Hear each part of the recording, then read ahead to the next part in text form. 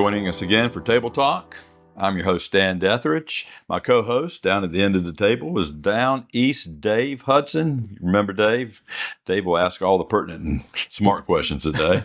And with us today in the middle is Don Brown, who's a candidate for U.S. Senator here in North Carolina to represent the entire state in Washington, D.C. And Don, glad to have you here. You're really elevating our clientele here today. No, man, it's the other way around. I'm getting elevated, you know. You guys over here. Well, we got a heavy lift, and we're going to elevate you. Intelligence guy over here. I got one of the most prominent political powers in Beaufort County with me, you know. So yeah, in my own mind, maybe. You're about, hey, where, at least it exists somewhere, huh? Exactly, Don. God Right. bless you. That's funny.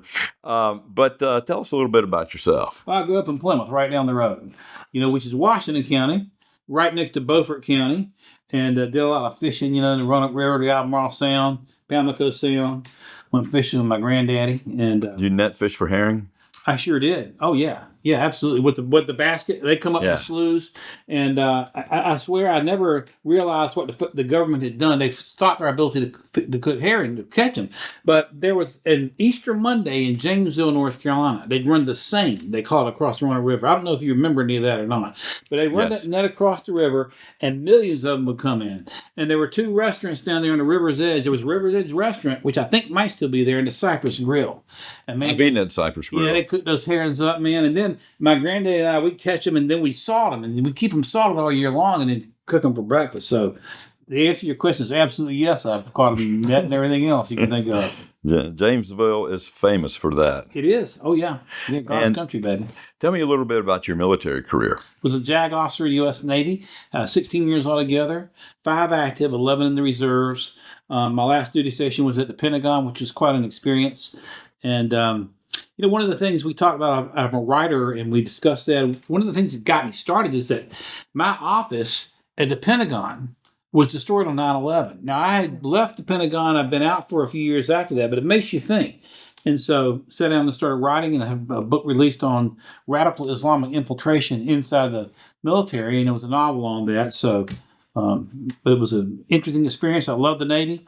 One of my crossroad questions, looking back, should have I stayed? I know I'd probably made captain. They had me on the fast track, or should I have gotten out? And you know, I'm a conservative because of the great Jesse Helms. Oh, yeah, he was a great man. There's a story behind that. But Jesse Helms had a buddy named Tom Ellis. I remember Tom Ellis. And Tom Ellis had founded the Congressional Club, and it was Jesse Helms' political mentor. And Jesse Helms had me up to a weekend at Meredith College when I was a senior in high school. Jesse Helms, Jack Kemp, Gary Bomar, and Paul, I'm trying to think of the fourth one. Phil Crane was the fourth one. And they basically taught us younger folks at the time about conservative principles. I became a conservative. And but Ellis was kind of like the political genius behind the Helms machine for a long time. And I always said if I had a chance to go to work for his law firm, that might pull me out of the Navy. One thing led to another, and I had a chance to go to work for Maupin, Taylor, and Ellis in their Fort Mill, South Carolina office, which is a suburb of Charlotte. And so that's what brought me out of the Navy and brought us back to the Carolinas. And you pretty much live close to Charlotte right now. I live in Union County, but my heart, of course, is in eastern North Carolina. But I got a couple of daughters there and a couple of grandkids there. But they're nice folks up there. Charlotte has turned too blue for my taste, but there's still some great people there. It's like Raleigh; you just got to look for them to find them. Yes. And I'm from Raleigh myself originally and lived down here for many, many years, but I don't recognize it anymore. I really don't.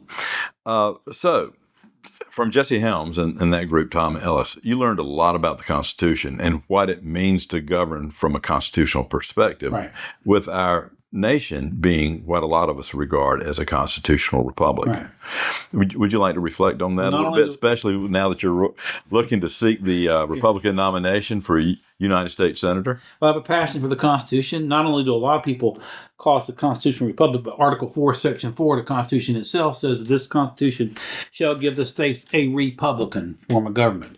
And I lecture on the Constitution. I love it. And, we're not a democracy?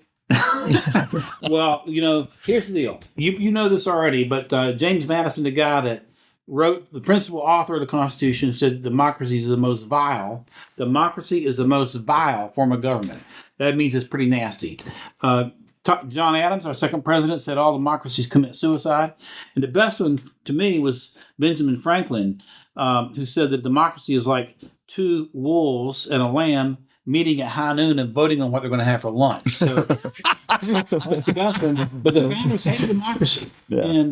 And there was never a question as to what type of government we had been really up until around 1913 when Woodrow Wilson started the world must be made safe for democracy BS. And when we passed the 16th Amendment, which is the income tax amendment, in my opinion, the biggest constitutional mistake we've made. And that year they passed the first Income Tax Act and also passed the Federal Reserve Act. There were a lot of damage done in 1913, but we are a constitutional republic. And, Reagan said famously and he was quoting Jefferson, which basically folks don't understand what the Constitution means. But Jefferson said the government that governs least is the government that governs best. Yes. And so our federal Constitution is designed to create a federal government that is limited. Yes. With most of its powers in Article 1, Section 8 for the Congress. The 10th Amendment specifically indicates that everything not specifically put in the Constitution goes back to the states. Mm-hmm. For example, education. There's no federal constitutional role for education, period. Now, the North Carolina Constitution does provide that a public education will be provided by the state in the General Assembly. And by the way, Article 9 of the North Carolina Constitution starts on the education part that religion, morality, and knowledge shall be the basis for good government and education. And the North Carolina Constitution defines only one religion in it, and that is the Christian religion, just so you'll know. But that's an example of how states have all powers that are not specifically put in the federal constitutions come to the states and local governances. Yes. You're a distinguished commissioner, and that's part of what you're overseeing. Thank God for the 10th Amendment. Yes, exactly. Well, if we applied it, yeah. If we applied it, that's the thing. So. Exactly. And, I've heard many times that all government is local, all governing is local. Well, but it needs to be that way because we're closest to the people. Let me tell you something. I was coming through Plymouth, my hometown, and Plymouth's got a nice little waterfront. It's not as expansive as Washington's, but they got a couple little places down the river. And I stopped in there. My sister still lives there, and went to there's a Riverside cafe in there. Went in there and ordered a salad and some coffee, and I overheard a couple of folks talking. And one fellow was running for town council, and he is a conservative guy, from what I can tell, pro-business to conservative type guy. And I went over and said hello to him. He found out I was running for the Senate. He says, "Oh, you're running for something important." I said, "Nope. What you're doing is more important than what I'm running for, because you're closer to the people." And it is true that all government is local, and that's the way it should be. Stan, you know what the folks in Beaufort County need and want, and you see them every day. The farther away you get from the local county, local town, whether it's Raleigh or Washington, the representatives there, those are important positions, don't get me wrong, but are detached from what the local needs are. And so and we as Republicans, unfortunately, don't seem to understand that like we should understand it. We just looked at these elections, odd year midterm elections in places like Raleigh and Charlotte and other places where the Democrats just, washed open. I talked to the chair of the Mecklenburg County Republican Party, Kyle Kirby, who told me that if 40% of registered Republicans had come in Mecklenburg County and voted, that county would have been red. Yeah. So our own Republicans don't fully understand the importance of local government. We have a hard time getting Republicans to the polls on off-year congressional elections. Right. But they will come to the polls for the presidential elections. Yeah, that's right. It's presidential elections. They come. By the way, I was just as an aside. I got my first hit piece from the News Observer last week. Oh, congratulations. And the dude tried to set me up, trying to say, hey, he's trying to set me up like I'm too conservative. He says, don't you agree North Carolina's a purple state? I said, dude, let me ask you a question. His name is, what's the guy's name? The hit piece writer for the News Observer, the editorial guy. I wish I could help you with that, but I don't read News. No, it's good. It's good when the toilet paper's out. But all that aside, see, he's trying to trap me into saying I'm too conservative. Yes. So let me ask you a question: how many times since 1968, with Nixon versus Humphrey, has North Carolina gone? Has North Carolina voted for the Democrat presidential nominee? Well, he got the answer.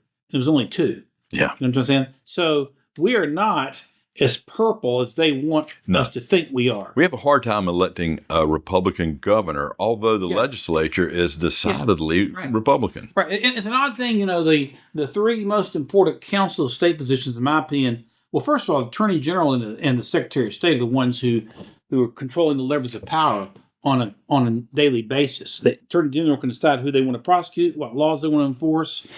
And the Secretary of State, of course, oversees corporate structures, but also elections. Then you got the governor over here who did not have veto power up until about 30, 40 years ago. You know that Jim Hunt, during the Hunt administration, they gave him veto power. But for whatever reason, those three offices they have controlled. There have been three Republican governors in my lifetime. There was Holshouser, Jim Martin, and Pat McCrory, but 0 attorneys general, 0 secretaries of state. But other than that, Republicans pretty much have controlled North Carolina, and the Republican registration is increasing, but you got to get them out. You got to get them out, and it doesn't do any good to eclipse the Democrats in registration if you don't get your people out, and especially in local elections. Well, you've written books. You've written 16 books, I believe, most of them about military, and one was made in a production, I believe. Right. And so obviously you believe in telling your tale, telling your story, and educating people. Now, one of the problems I think we have in North Carolina and most everywhere else is we don't educate our people to know the difference between right and wrong, what's proper, and might doesn't always make right. Solomon said, without a vision, the people perish. Yes. Our vision has been a constitutional republic. But it's interesting. As I mentioned, I lecture on the Constitution from time to time and love it. I've passed 2 bar exams by the grace of God, North and South Carolina. And in law school, and I went to Campbell, which is a conservative, at least at the time, it was a conservative Baptist school. I think still it's more conservative than the other schools around the state, but back then it was really conservative. And they teach a course in law school called constitutional law, and then they make you take constitutional law for the bar exam. Okay? I can tell you that not once did I ever read the Constitution when I took constitutional law. This is the run of the mill. So what happens in law school is you go in there and you take constitutional law, they give you a big book. It's called a horn book. You open the book. Yeah. And you start reading cases that the Supreme Court said about the Constitution. Just interpretation of the Constitution. Yeah.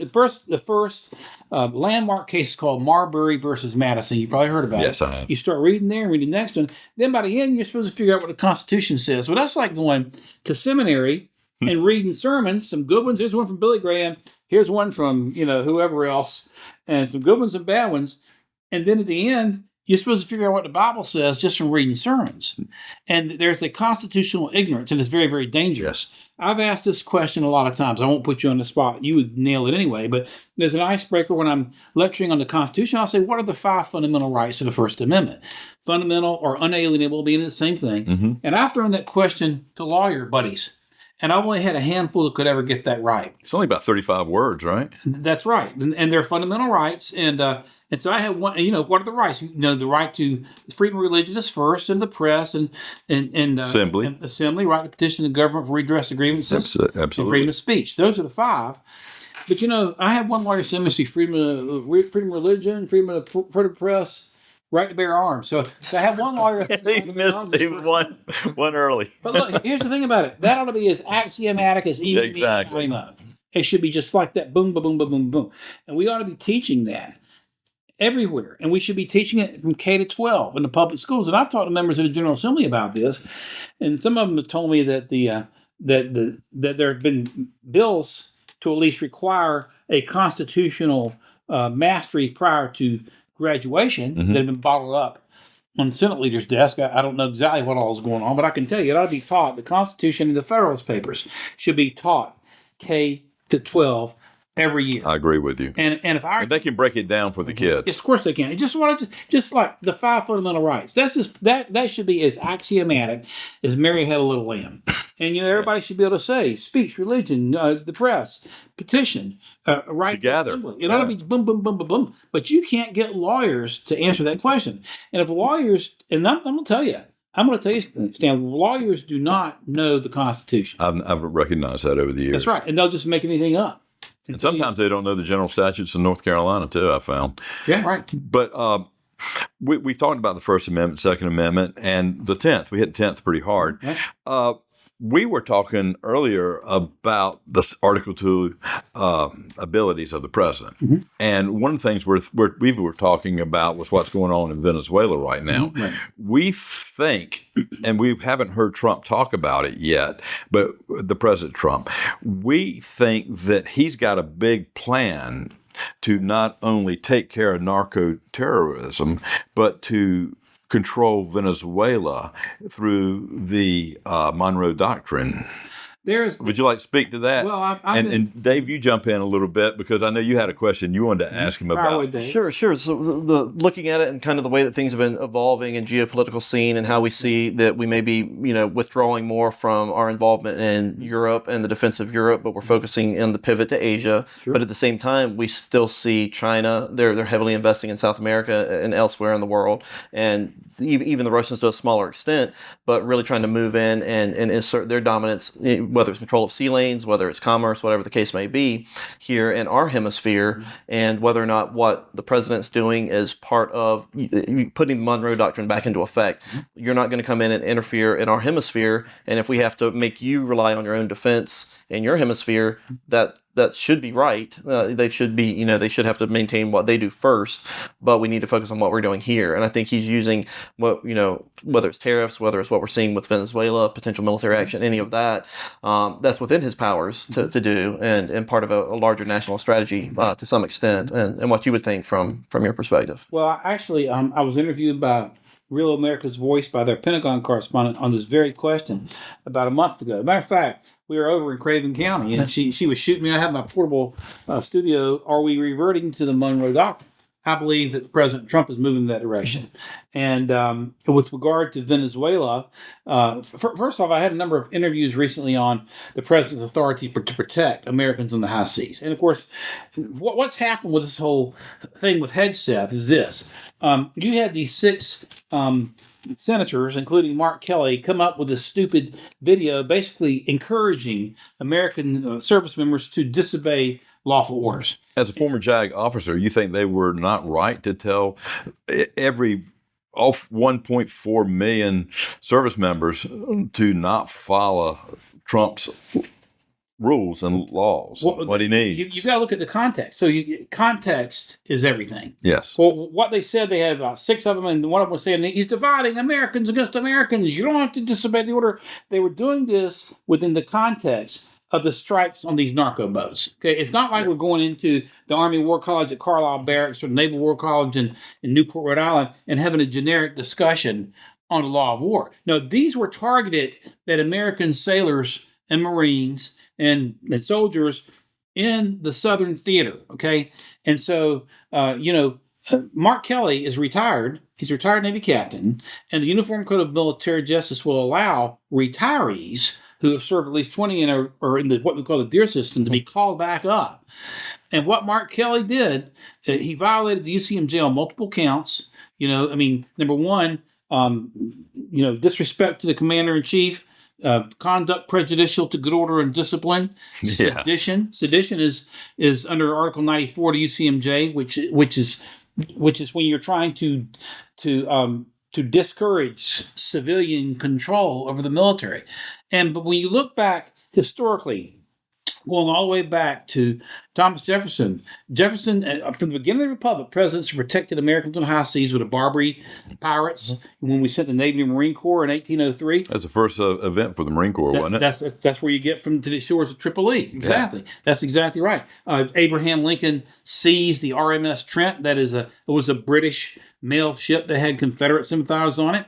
When you go into World War II, even before World War II, in 1941, a year before Pearl Harbor, FDR was ordering the Navy to sink German U-boats that were interfering with American shipping with these wolf packs. And so he gave that order unilaterally without congressional approval. So you see it over and over and over again. And these drugs coming in. Now listen, we've lost more Americans, Stan, in 1 year to fentanyl than 10 years to the Vietnam War. Yes. They are weapons of mass destruction. So I was asked the other day on Fox and one of their network, what about the second tap? Did he do wrong to have the second tap? Because remember, they're looking, when Hegseth threatened to call Mark Kelly up to be prosecuted, all of a sudden you get this second tap thing. You never heard of that before. After the senator from Michigan said we don't have any specific illegal order. So they make up the second tap thing. Well, here's what I told the interviewers, and I'll share this with you as well. If that boat is still in the water, and it still has drugs on board, which are weapons of mass destruction designed to take our lives, by the way, either intentionally or inadvertently, then you blow it the hell out of the water, okay? And if some terrorist is hanging on to the side of the boat, that's just too freaking bad. They have to be hanging on because that's collateral damage to carry out the mission. So even if Pete had seen the terrorist out there and there were drugs on that boat, and he gave the order, it's fair game. Because they're moving that stuff in, and I've been well over 70 counties in North Carolina. I've probably talked to a dozen sheriffs, including the local sheriff. I've asked this question: what's the fentanyl situation? Since Trump sealed the border, it's gone down, but they're trying to bring it in through the high seas now. Yeah. So that's what's happening. Wow, that is very, very. You hit all the points right there. Well, that's where we are, and they'll try anything, they'll say anything, and it's just about accumulation of power. Democrats, Well, you're talking about sealing the border, and for 4 good years, the border was wide open, and we were lied to as a public, not only from the Biden administration, but from their media. They lied and said it was not a problem. Fentanyl came in. It's costing us trillions of dollars at least every few years to process these people into our society. Sure. And now ICE is trying to get them out, and they've gotten about 2.5 million out. And they're working hard to right the ship, so to speak. At least that's my opinion. Do you feel that the Biden administration was right to do what they did, even if it would have been a great benefit to the Democratic Socialist Party? Or do you think that President Biden may have done some treasonous things? I think you're closer to it with your second question. Now, first off, when you open the border like you do, and not only open the border, but they stopped enforcement at the border. That the message was sent into other parts of the country: come right on across, nobody's going to stop you. You're bringing in cartels. We were in Greensboro speaking to the Federation of Republican Women on the Saturday that the news broke about the Border Patrol coming to Charlotte. So we're to come this direction. We turned around and went back to Charlotte and did a video from First Ward. Okay. And the thing about it is with Charlotte, because Charlotte is at the intersection of 77 and 85, and there are two other major interstates, and is one of the busiest airports in the world. What Biden has done is he's created drug trafficking conglomerates and sex trafficking conglomerates. That has been the largest immediate thing that we've seen, but what we haven't seen is sleeper cells, because these Muslims have been coming across, these Sharia fools are coming across, they're setting up sleeper cells all over the country. And I've argued, not only do we have had an illegal immigration problem, we've had a legal immigration problem. These Sharia types should never have been allowed to immigrate legally in the United States. I'm going to fight against that in the United States Senate. I'm going to push to end Sharia immigration in the United States, because you've got terror cells sitting here latently all over the country. You don't know when they're going to go off or where. So what Biden has done is treasonous. And by the way, he brought in something like 70,000 Afghans, in this allies or thingamajig program. I'm trying to think of the acronym he used for it. And of course, it was one of those that killed this National Guardsman, this young lady from West Virginia up in D.C., and shot the other one. So I think both of them headshots. These have been treasonous actions for sure by that administration, and somebody ought to be made to pay for it, if you ask me about it. It's done a lot of damage. Oh, it has. I don't think there's been this much damage done to our nation since World War II. No, right, exactly, and it's designed by the executive branch of the federal government and by the deep state. You see, we're fighting English-speaking communists. Yeah. Our enemies are now among us, and they speak English. And we got to understand that the sooner we do, the better off we're going to be. God bless you. I was going to say that brings up an issue too with the lawfare we saw under the Biden administration, and now in an attempt, whether it's Department of Justice, whoever, to investigate what transpired and prosecute anybody who is found guilty through the evidence or whatever. But one of the items that we've heard as an issue now is trying to confirm judges to the bench and actually be able to set up to where they can even prosecute or have the courts available, because of blue slips being used by certain senators to prevent the nominees from being able to take the bench. And I don't know if you've got an opinion on that. But actually, I wrote a book on lawfare. Okay. It was really, my most recent book was called Kangaroo Court, and the book that's a good title. The book was released in October, and it's a look at the Democrats' use of lawfare going back over 30 years. Really, we look at the Trump prosecutions, and in that book, I predicted correctly that if Trump prosecutions would unravel, every one of the prosecutions against President Trump was an assault on the Constitution. But last night, believe it or not, we go from the chief White House correspondent for NBC News to you guys. And you guys are my kind of guys, you know what I mean? Thank you. Thank you. But We try. so we were with the chief White House correspondent, Peter Nichols, in Raleigh last night, and this conversation came up. He said, "Well, and I said the Democrats were assaulting the Constitution with these these political prosecutions." He said, "Well, isn't Trump doing the same thing?" And he brings up Letitia James, and he brings up Comey, and I guess Bolton. I said, "No." He said, "Why is that?" It's because you've given me 3 isolated instances with Letitia James are looking at her for a legitimate potential crime, which is mortgage fraud. But what I'm saying to you is these Democrats have not just gone after political leaders, but they've gone after people like Mark and Patricia McCloskey. Remember that name? Yes. That's the couple in St. Louis just holding their gun. Right. Okay. There's another guy, and I said, "Hey, Peter, do you remember the name Douglas Mackey?" And the chief White House correspondent did not remember that name, Douglas Mackey. I said, "Well, look it up because there are 2 S's at the end. Douglas Mackey. Mackey was a cartoonist, and get this now. 2016, he does these cartoons lampooning Hillary Clinton voters as pretty stupid. I have to agree with that. 2016, because it's like, hey, you go vote here, go vote there, or whatever. It was clearly, that's an absolutely protected right under the First Amendment. You guys are now journalists, so you got multiple protections, freedom of speech and the press. So he does this. 2016, when Biden comes into the White House. In 2021, the Justice Department prosecutes Douglas Mackey for election interference. I mean, for exercising his First Amendment rights 5 years later. These are attacks on average Americans. And so the book looks at a lot of those as well, not just political prosecutions. They went after, the Democrats prosecuted Rick Perry, the former governor of Texas, when he was governor, for vetoing a bill which he has a right to do under the Texas Constitution. And so, like I told Peter last night, if the aim is for political reasons, those prosecutors, Jack Smith, Fannie Willis, Alvin Bragg, Letitia James, every one of them should be prosecuted themselves for deprivation of civil rights, because these prosecutions that are based for political motivations are an absolute attack on the Constitution, the right to the freedom of speech, the freedom of association. You look at the prosecutions that were brought against Trump's associates.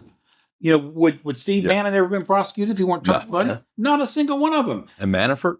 Paul Manafort? He spent a lot of time in jail. Yeah, that's exactly right. Roger Stone, you go right down the list. They are prosecuted only because of their freedom of association. Yeah. So they look for a reason to try to find something on because they don't like to be associated with. These prosecutors need to be held, their feet need to be held to the fire. I've advocated what I call rogue prosecutor laws. So in other words, a law will be passed if on the backside it's determined the prosecution is brought primarily for political purposes, then that prosecutor will be subject to prosecution.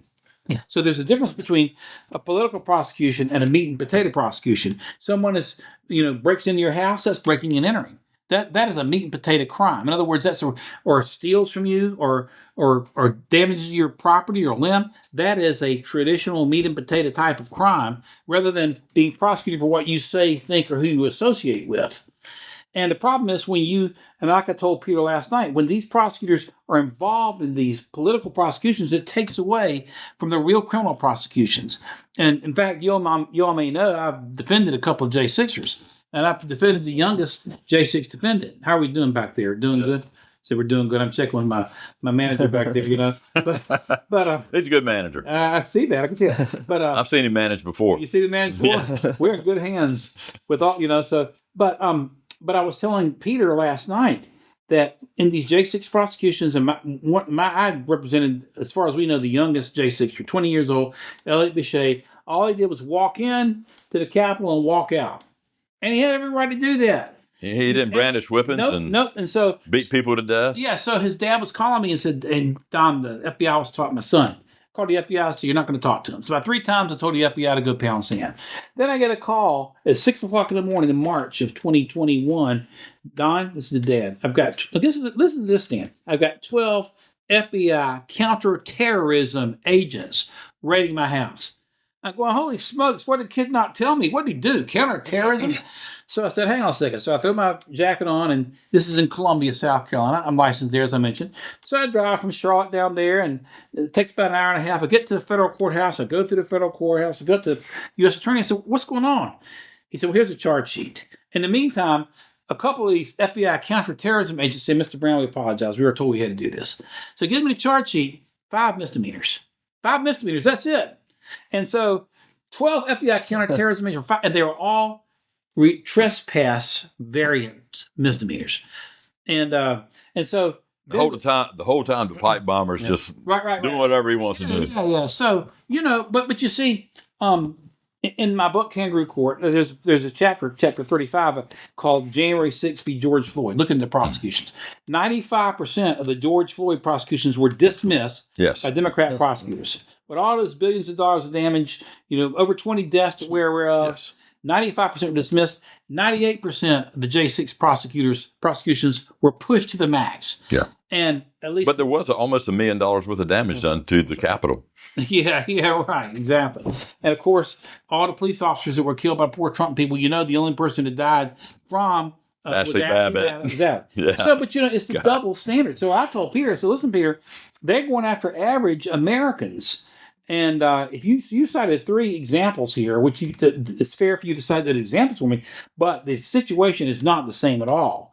And right now, Pam Bondi needs to get off the stick. I think you can't let. She's doing a pretty good job, though, by and large. She is, but I want to see these prosecutors prosecute the ones I'm telling you about. They need to move. But see, the problem is, if they ever take power again, if you don't make them feel the heat now, when they get back in, if you think it was bad, it was bad. It's going to be bad. If they had stolen the election this time, you and I we'd have to be armed to be in here. I mean, that's how bad it could be.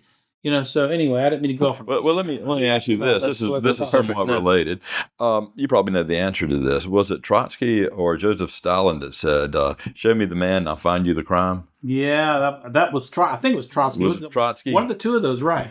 Yeah. Exactly. And that's what we're seeing with these kangaroo courts. I mean, you can look in anybody's past. You can prosecute them for something. You can. You can go find something in the tax code or whatever. But you're right. Show me the man, I'll find the crime. And that's exactly what they've been trying to do. And they don't like Trump because he's effective. He is something like they've never seen. They don't like his personality. I've never seen anything like him. No, we've never seen like him in our lifetime. No.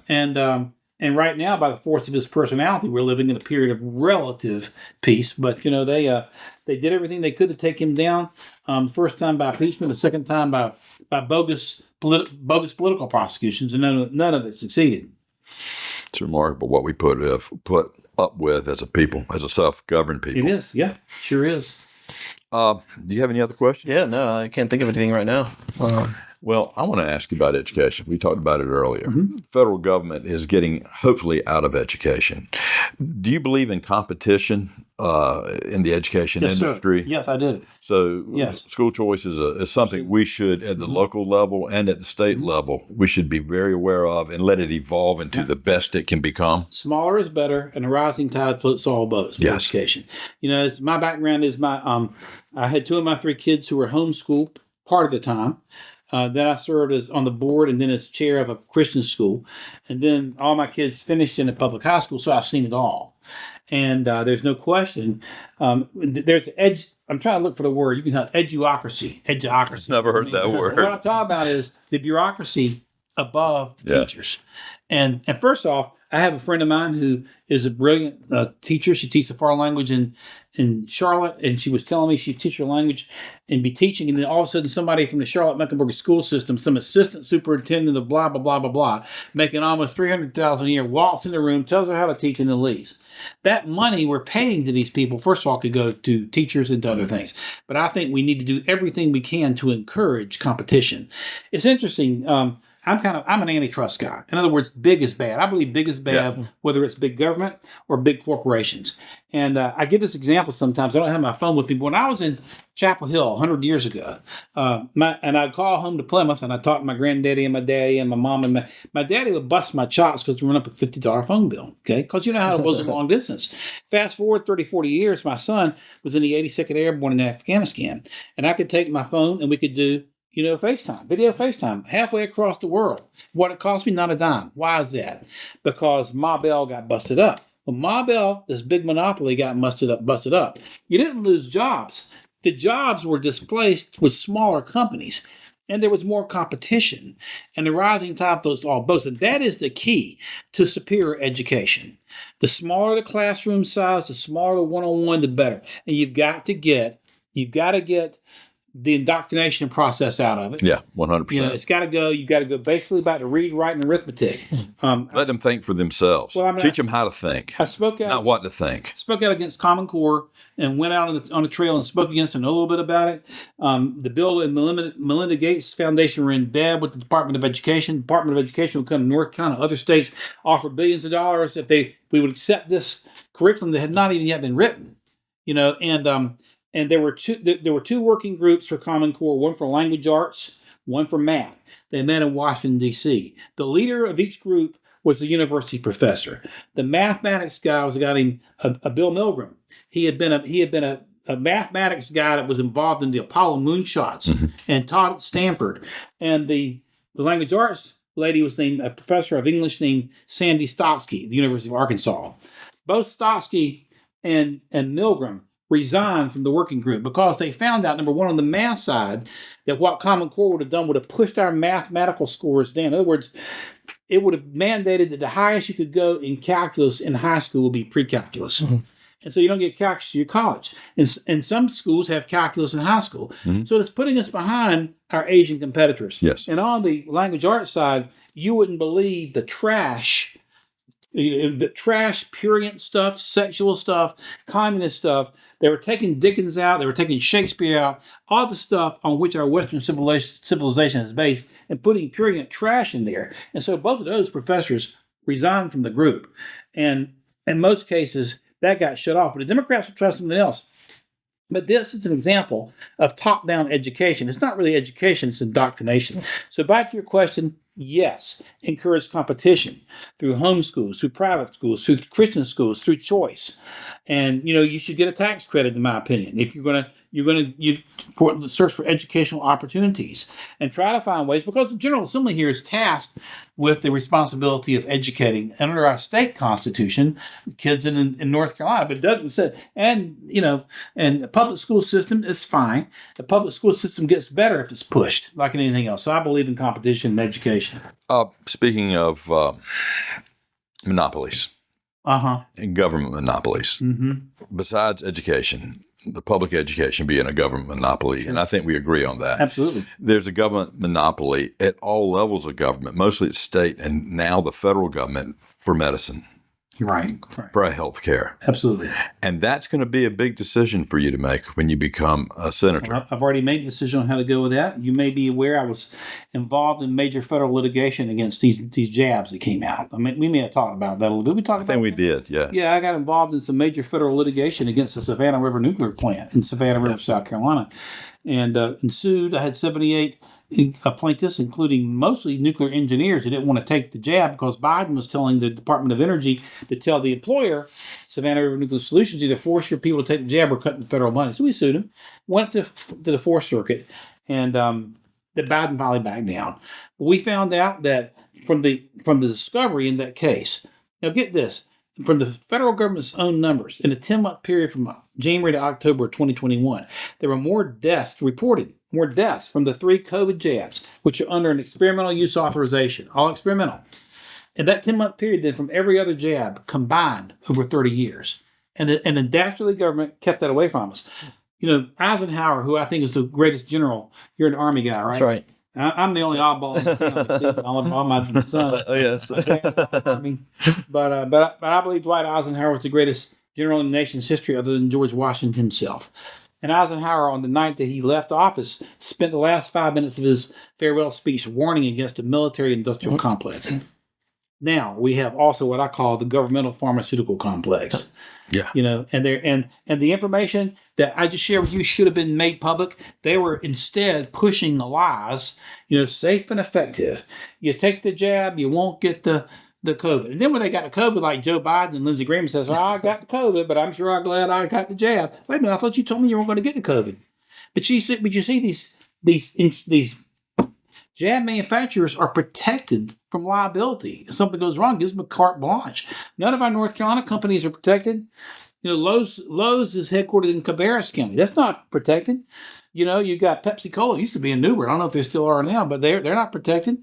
You pick your industry. Why should one industry have protection that's superior to others? See, to me, that's a violation of the Equal Protection Clause of the Constitution. So it is a problem. And when you look at the cost, Obamacare, they call it Affordable Care Act. I call it the Astronomical Cost Act. It has gone up. And Roy Cooper's out there saying, we're going to get the cost of health care down. Well, it's its own Obamacare junk that's the reason it is unaffordable. And no middle-class American, we can't afford Blue Cross on our own anymore. And that's another thing. When they passed Obamacare, it was Democrats getting in bed with big insurance. So they help to foster that monopoly. So you got one option in North Carolina, that's Blue Cross. But if you go and you shop your auto insurance, you can look at USAA, you can look at State Farm, you can look at Nationwide, Farm Bureau. You can shop a bunch of different options for auto insurance all across the country, which helps to maintain the cost, but not with medical insurance. And that's got to change. You can't have monopolies. I have a question. It's a little bit open-ended, so keep it short. Why is it that most Democrat politicians cannot do math? Because they don't care about doing math. What they care about is power. Power. That's a great answer. Right?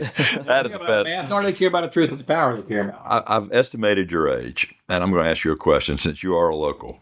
I am indeed. Do you know Danny Robertson from Plymouth? Very well. I haven't seen him in years. I know his sister Lori. She's a good friend of mine. Danny's a good friend. But I haven't seen him. I love Danny Robertson. He's my minister. Get out of town. Yeah, small world, huh? You tell Robert Robertson. I'm going to tell him. He is a great guy. He's the reason I go to that church. Well, he's a great guy. His sister Lori lives over in Beargrass. She's a teacher over there. So I knew them both. Have you met his wife, Angie?